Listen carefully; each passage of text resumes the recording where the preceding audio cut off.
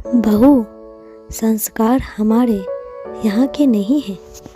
आज सुधा बहुत खुश थी क्योंकि पहली बार उसने खुद से आटे बेसन के लड्डू और मठरी बनाए थे।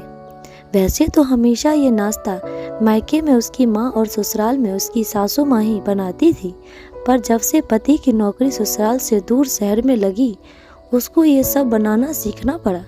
पहली बात तो ये कि उसको और उसके पति को मीठे खाने का बहुत शौक था, इसीलिए घर में कभी मीठा खत्म होता ही नहीं था, और कभी गलती से भी मीठा नहीं होता तो दोनों पार्लेजी के बिस्किट या चॉकलेट खाकर मन भरते थे। दूसरा, शहर में मिठाई बहुत महंगी कीमत की और गांव की तुलना में कम स्वादिष्ट भी मिलती थी, साथ ही फ्रेश भी नहीं मिलती थी। इसीलिए सुधा घर पर ही कुछ न कुछ मीठा बनाती रहती थी। आज वो ससुराल आई थी एक हफ्ते की छुट्टी मनाने। उसके ननद देवर भी आए हुए थे हॉस्टल से, और सबको लड्डू और मठरी का नाश्ता बेहद पसंद था। सासू माँ ने आज खाने में सबको दाल बाटी, लहसुन और हरे धनिए की चटनी बनाई थी, तो सूखे नाश्ते की जिम्मेदारी सुधा ने ली। आखिर वो भी सबको दिखाना चाहती थी कि वो भी किसी से कम नहीं है। उसने फूल मखाना, काजू बादाम, बादाम गोंद, किशमिश सब ड्राई फ्रूट्स किया हुआ, फिर आटा सेकने लगी। थोड़ी देर में आटे की भीनी भीनी खुशबू से घर महक उठा और ननद देवर और उसके पति राकेश के मुंह में पानी भी आने लगा। बार बार आकर पूछते कब बनेंगे लड्डू। बच्चों की तरह उनसे लड्डू बनने का इंतजार नहीं हो रहा था। आज सुधा भी बड़े मन से लड्डू बनाने में लगी थी और बनाते हुए अपने बचपन को भी याद करती जा रही थी, जब वो लड्डू खाने के लिए कितना तत्पर रहती थी अपने ननद की तरह। और जब भी उसकी माँ लड्डू बनाती, वो पूरा समय उसके आसपास ही घूमती रहती ताकि सबसे पहले लड्डू का भोग वही लगाए। और आखिर सब भाई बहन में मैं सबसे छोटी भी तो थी। वो बहू, अब तो अच्छी खुशबू आने लगी है, गैस बंद कर दे। जैसे ही सासू माँ ने कहा, सुधा अपने अतीत से बाहर आई और लड्डू का बाकी काम करने लगी। लड्डू बहुत स्वादिष्ट बनकर तैयार हुए थे। सबने बहुत तारीफ की और सुधा बहुत खुश थी, पर उसने एक भी लड्डू नहीं चखा क्योंकि आज भारी खाना खाने से उसको शायद बदहजमी हो गई और काम में व्यस्त होने के कारण वो अच्छे से पानी भी नहीं पी पाई थी, तो उसको हल्का पेट दर्द हो भी था।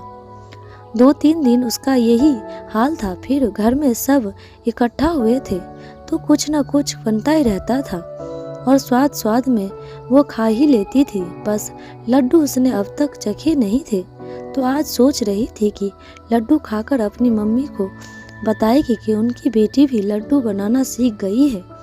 पर ये क्या, जब उसने लड्डू का डिब्बा खोला उसमें लड्डू थे ही नहीं, बस इसका चूड़ा लड्डू के टूटे हुए टुकड़े पड़ा था।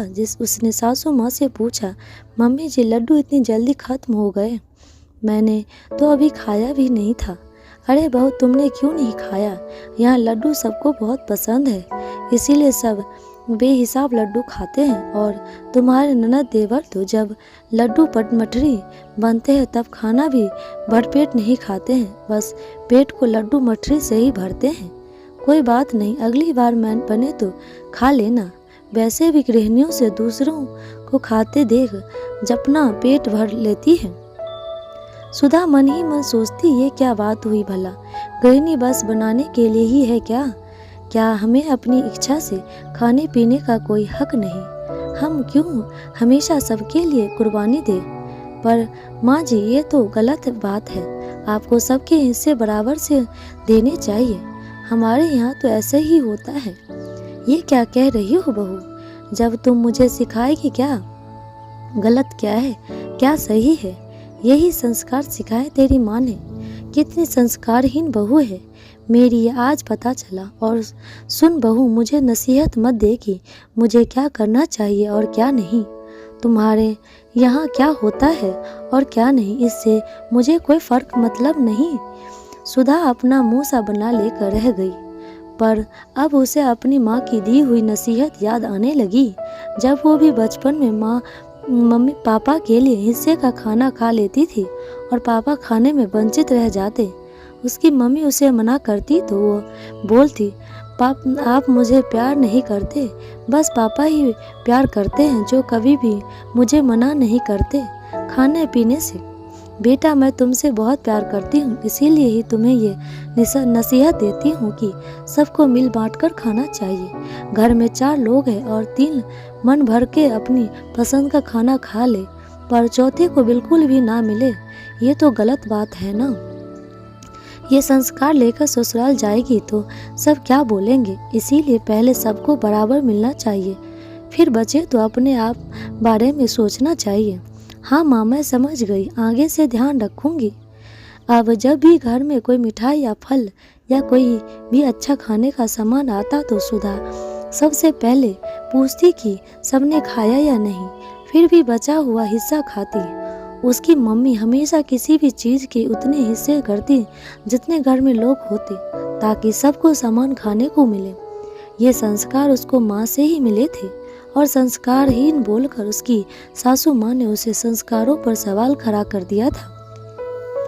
जबकि उसके ससुराल में सासू माँ जो भी फल या मिठाई आते उसे एक प्लेट में डालकर सबके सामने रख देती या फ्रिज के ऊपर। अब कोई ज़्यादा खा लेता तो कोई कम और कोई तो बिना खाए ही रह जाता। सुधा को ये अच्छा नहीं लगता, क्योंकि अक्सर उसके हिस्से में कम आता। वो घर की बहू थी तो खाने में झिझकती थी और खुलकर अपनी बात नहीं रख पाती थी।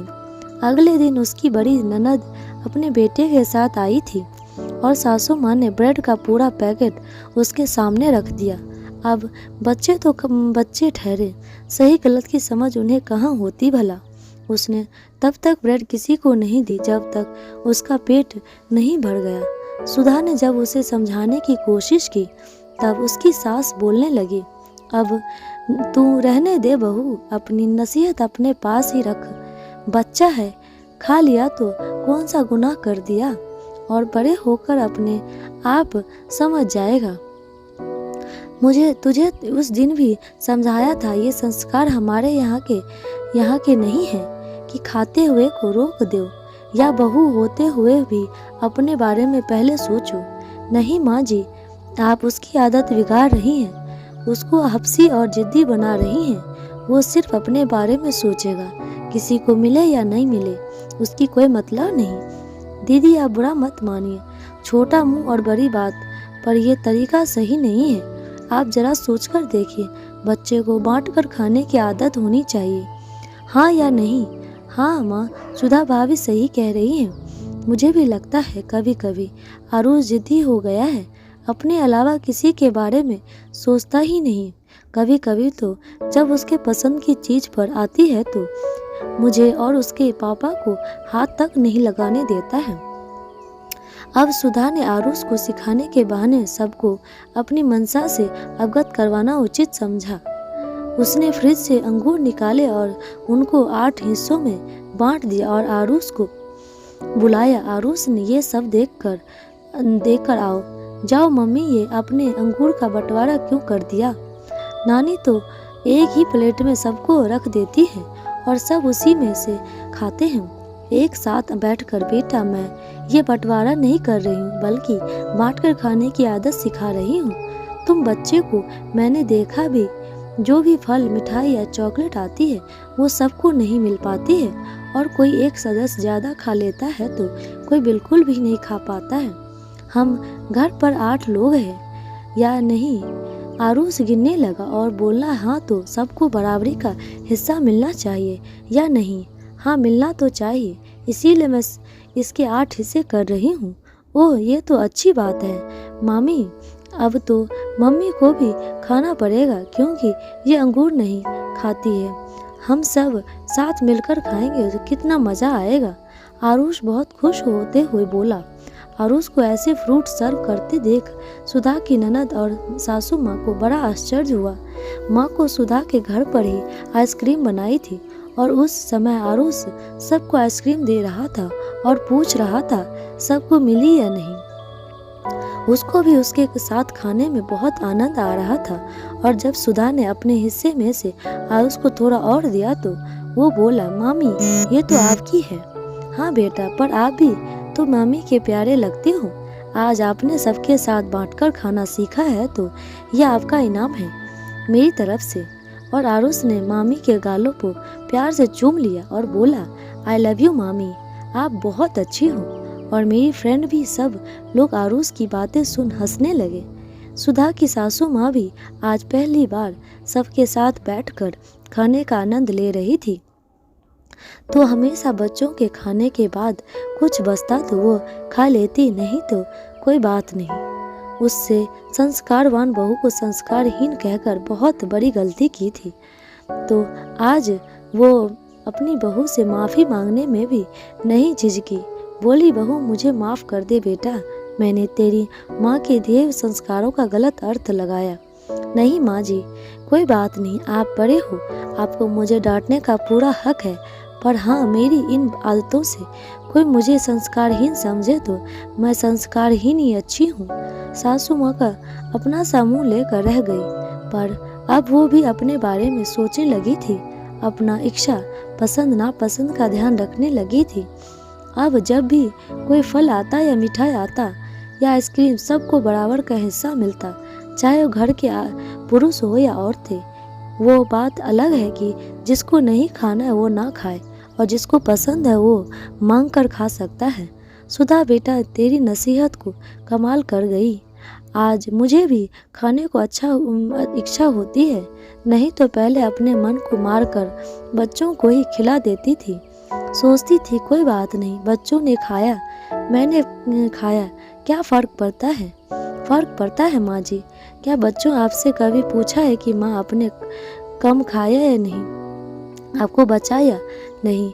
हम रोज में भी ऐसा ही करते हैं। कभी सब्जी कम पड़ जाती है तो हम भी मन मारना पड़ता है, या कभी बासी रोटी बच जाती है तो वो भी हम औरतें ही खाती हैं। पर यह कहाँ का नियम है कि हमेशा कॉम्प्रोमाइज़ औरतों का ही करना पड़े। इसीलिए मुझे मेरी माँ की दी हुई नसीहत हमेशा याद रहती है।